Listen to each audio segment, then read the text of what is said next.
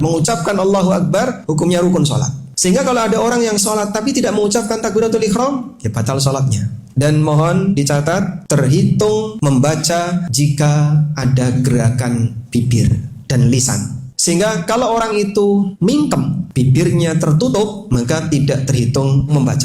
Makanya kalau Bapak melihat ada orang sholat, diperhatikan bibirnya kok nutup, pastikan batal.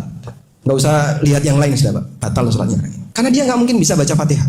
Baca kalimat satu kata saja, Allah, tapi dalam posisi bibir tutup. Maka dalam hal ini dia nggak bisa, sehingga apalagi baca Fatihah, apalagi baca Allahu Akbar, doa-doa yang lain, nggak mungkin bisa. Disitulah pernyataan yang pernah disampaikan oleh Imam Asy-Syafi'i rahimahullah. Beliau mengatakan la tasihhus shalah illa bin nutq. Tidak sah salat kecuali dengan an-nutq.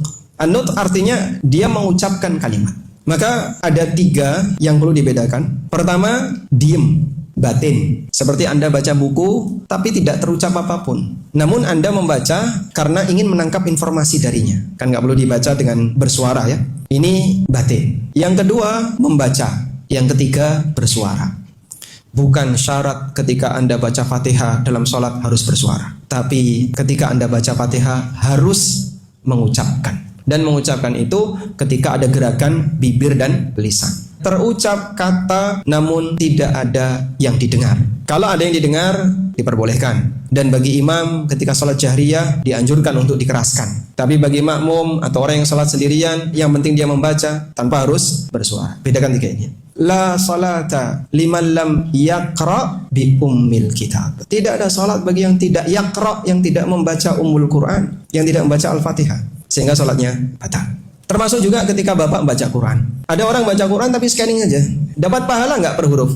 Nggak dapat. Kenapa nggak dapat Pak Ustadz? Kamu tidak baca. Terhitung membaca ketika Anda mengucapkan teks Quran itu. Dan bersuara dianjurkan.